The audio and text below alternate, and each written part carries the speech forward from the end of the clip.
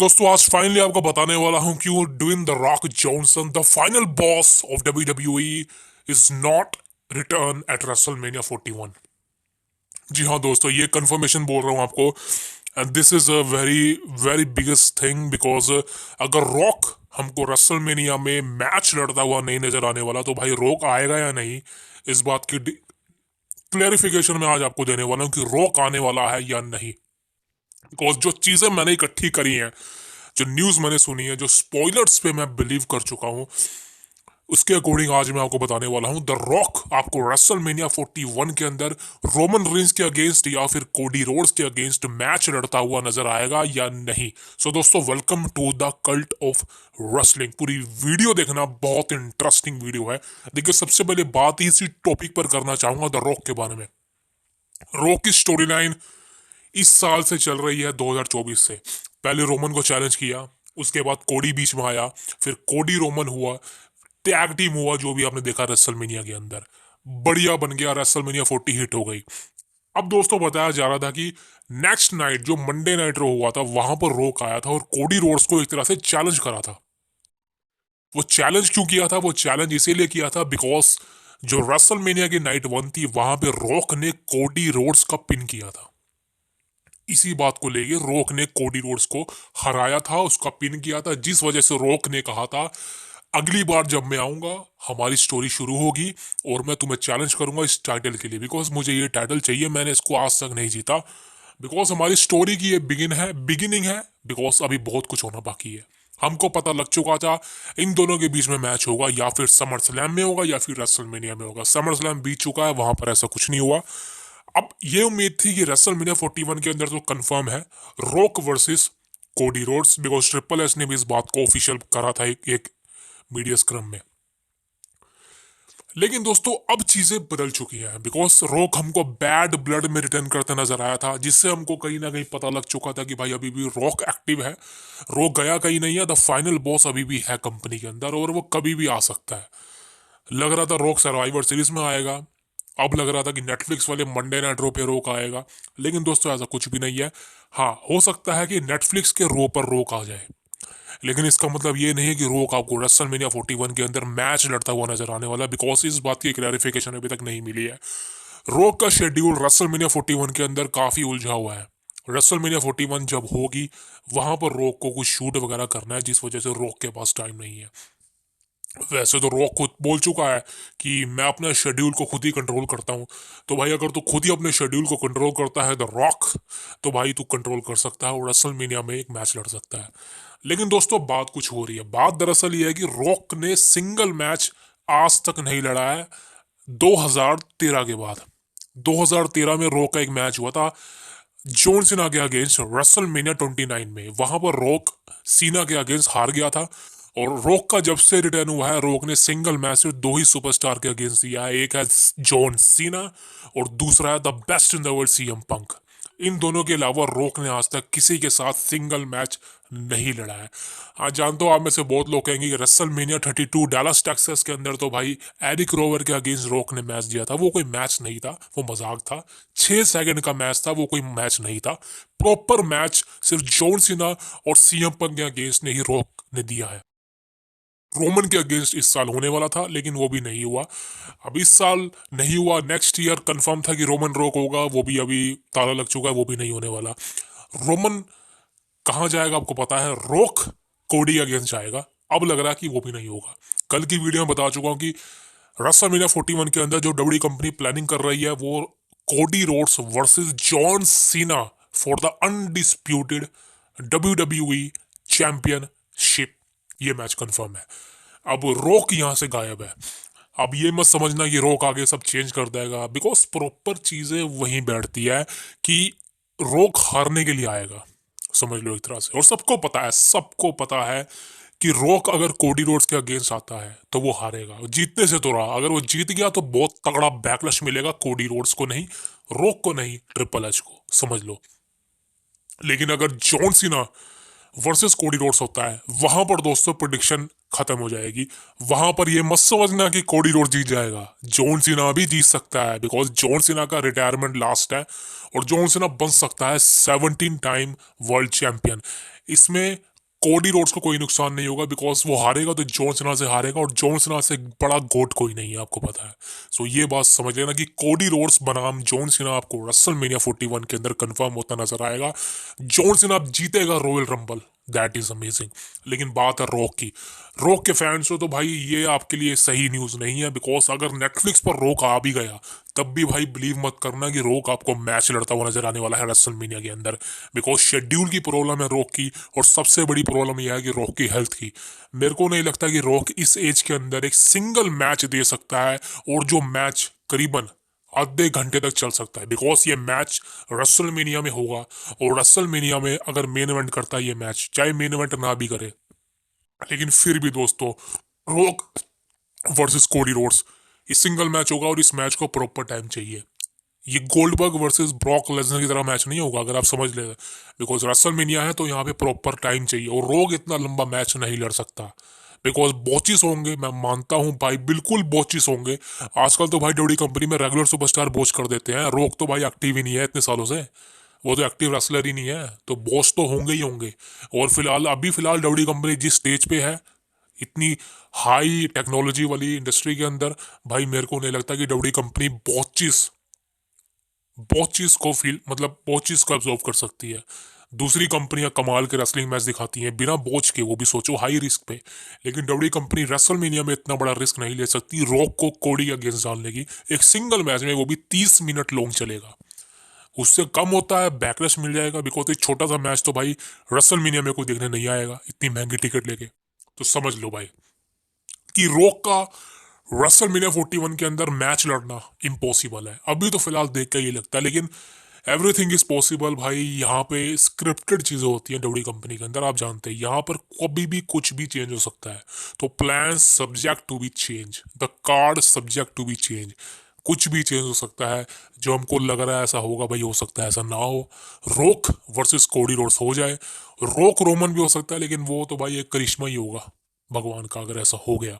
लेकिन मेरे अकॉर्डिंग तो भाई जो मेरे को लग रहा है, मेरे को ऐसा लग रहा है कि अगर रॉक कोडी होता है तो उसको एक प्रॉपर टाइम होगा, 30 मिनट से लंबा मैच चलना चाहिए। लेकिन मेरे को नहीं लगता कि रॉक और डब्ल्यू कंपनी इतना बड़ा रिस्क लेगी। यार डब्ल्यू कंपनी की तो ऐसी की तैसी, रॉक ही इतना बड़ा रिस्क नहीं लेगा, रॉक इतना बड़ा रिस्क नहीं लेगा कि वो इतना लंबा मैच लड़े, और एक सिंगल मैच, बिकॉज वहां पर उसके इंजरी के चांसेस काफी ज्यादा है।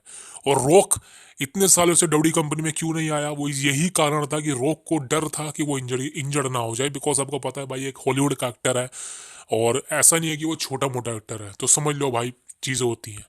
तो मेरे अकॉर्डिंग तो चीजें यहाँ तक चलने वाली है कि रॉक का अपीयरेंस हो सकती है नेटफ्लिक्स पर मंडे नाइट रो पर, लेकिन रॉक का मैच लड़ना रेसलमेनिया के अंदर वो बड़ी जेपर्डी में है, बिकॉज ये तो वही बात हो जाएगी, अगर रॉक रोमन के अगेंस्ट नहीं जा सकता लेकिन रॉक मैच लड़ेगा रेसलमेनिया में, तो रॉक रोमन करा देते। अगर रॉक ही मैच नहीं लड़ना चाहता तो क्लियर भाई रॉक आएगा ही नहीं। तो समझ लो अभी के हिसाब से रॉक को आउट ऑफ एक्शन ही मानना 2025 में। हाँ 2026 में अगर रोक रोमन हो जाए वो अलग बात है, लेकिन मेरे को तो लगता नहीं अभी फिलहाल ये मैच होगा। और मेरे अकॉर्डिंग तो भाई रोक रोमन दोनों ही नहीं चाहता इनका ये मैच हो।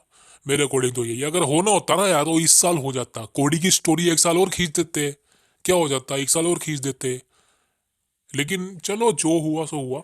लेकिन अभी के अकॉर्डिंग तो दोस्तों मान लो कि जो है रॉक का फिलहाल एक्शन में दिखना, मैच लड़ना रेसलमेनिया के अंदर इम्पॉसिबल सिचुएशन बना रहा है दोस्तों। और मेरी प्रिडिक्शन भी यही रहेगी, मेरे को भी नहीं लगता जो चीज़ें मैंने आपको डिलीवर्ड करी हैं उसको देख के तो ये लगता है कि रॉक का फिलहाल रेसलमेनिया में मैच लड़ना वो तो भाई किसी भी एंगल से सही भी नहीं लग रहा है, स्टोरी लाइन में भी नहीं लग रहा है, और किसी भी एंगल से वो फील नहीं हो रहा है।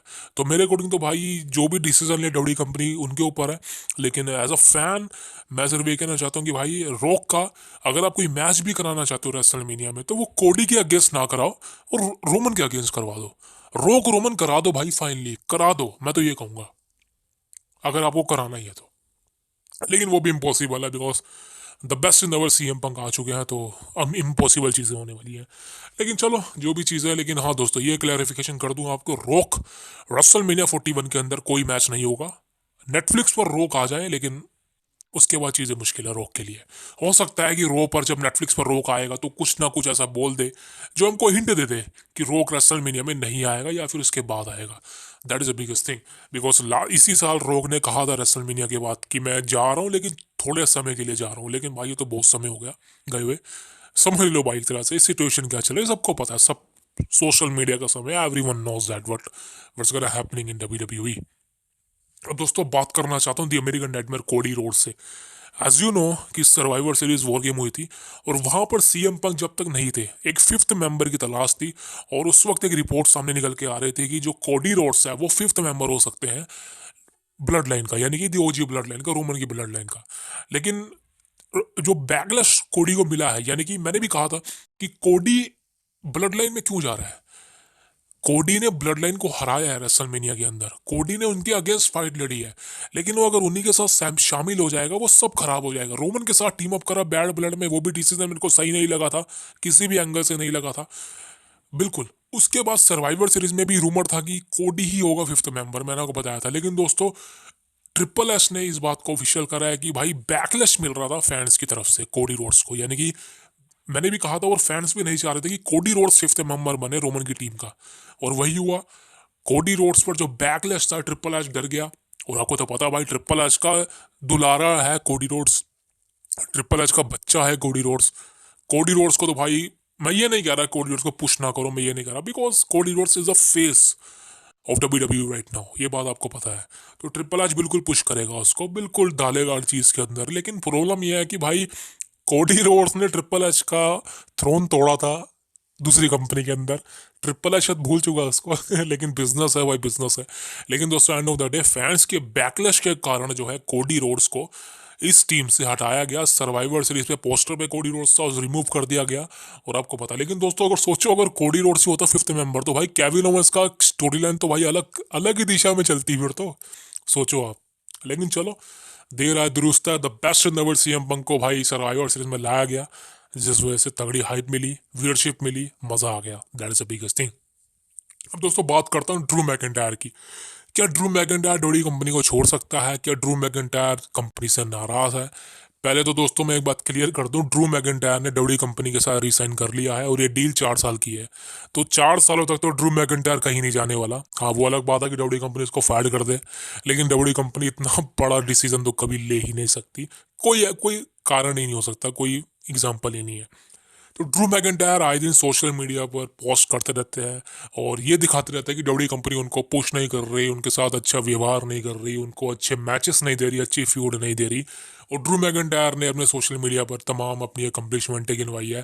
बिकॉज प्रॉब्लम मैं आपको बताता हूँ क्या है। प्रॉब्लम यह है कि ड्रू मैकिंटायर को किसी भी पोस्टर पे नहीं लगाया जाता, समझ लो पोस्टर बॉय नहीं।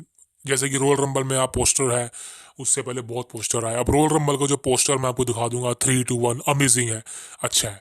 लेकिन इससे पहले भी एक रोयल रंबल का पोस्टर आया था, वहां भी ड्रू मैकिंटायर नहीं थे।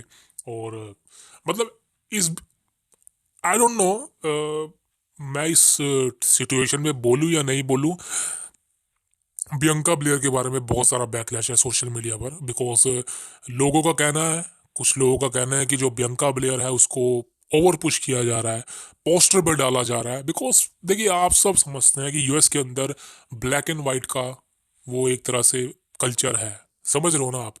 वही चीज़ें हैं कि ट्रिपल एच दिखाना चाहता है कि भाई हम सपोर्ट करते हैं ब्लैक को, चाहे वो वुमेन हो चाहे मैन हो, जिस वजह से बियंका बेयर को हर पोस्टर पे डाला जाता है, चाहे वो रॉयल रंबल हो, रसलमेनिया हो, सर्वाइवर सीरीज हो, कोई भी पीएलई हो। तो दोस्तों समझ रहे हो कि बियंका की चीज़ें आपको समझनी चाहिए। अब कुछ लोग बैकलेस देते हैं बियंका को, I don't care about that, but the fact is कि भाई वो लोग, उनका बिजनेस है, वो जिस तरह चलाएंगे, आप कुछ नहीं कर सकते मेरे भाई।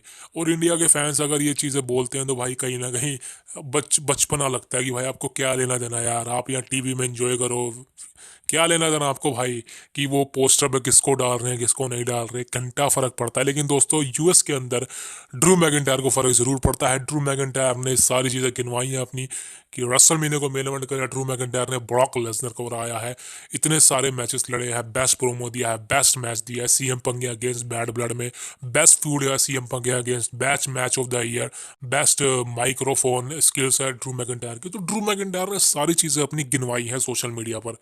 अब दोस्तों चीज़ें क्या है, चीज़ें मैं तो भाई यही कहता हूँ कि केविन ओवेंस और ड्रू मैकिंटायर सेम पेज पे चल रहे हैं। कुछ दिनों बाद हो सकता है कि सेथ रोलिंस भी आ जाए, सेथ रोलिंस का भी हील टर्न है, वो रूमर फैला रखा है। सो समझ लो एक तरह से भाई ये स्टोरी लाइन है, और लेकिन ये बहुत अच्छी हो रही है। बिकॉज पहले ये स्टोरी लाइन पर ज़्यादा लोग काम नहीं करते थे विंस मैकमैन की एरा में, लेकिन ट्रिपल एच चाह रहा है कि ये जो लोग रियल दिखाएं, रियलिस्टिक चीज़ों में ट्रिपल एच सोच रहा है कि हो जाए जिस तरह से कुछ हमको देखने को मिला है। That is biggest thing. अब दोस्तों बात करता हूँ, the last update is gonna be Alexa Bliss. As you know I can tell you that कि अलेक्सा ब्लिस का रिटर्न नेक्स्ट ईयर होने वाला है। रसलमेनिया 41 के अंदर अलेक्सा ब्लिस compete करती नजर आने वाली है, ये बात कंफर्म है, बिल्कुल कंफर्म है। अलेक्सा ब्लिस आपको रसलमेनिया 41 में मैच करती नजर आने वाली है। लेकिन दोस्तों अलेक्सा ब्लिस का रिटर्न कहाँ होगा, ये होगा रॉयल रंबल के अंदर। और कौन से नंबर पर होगा, ये होगा एंट्री नंबर 30। जी हाँ, एंट्री नंबर 30 पे अलेक्सा ब्लिस का रिटर्न होगा, और शॉकिंग रिटर्न होगा। और वहां पर आगे अलेक्सा ब्लिस रॉयल रंबल में कम्पीट करेगी। जीतेगी नहीं, लेकिन जीत भी सकती है, ऐसे ये मत समझना जीतेगी नहीं। लेकिन अलेक्सा ब्लिस का रिटर्न होगा रॉयल रंबल के अंदर एंट्री नंबर 30 पर। ये बात कंफर्म हो चुकी है। अलेक्सा ब्लिस के fans, your गोडेस is back. So guys, thank you very much. Please subscribe it the cult of wrestling for the latest news about WWE। Subscribe कर दो भाई, सब्सक्राइब करना बहुत जरूरी है आपका। मैं आपसे मिलूंगा कल। See you tomorrow, see you next.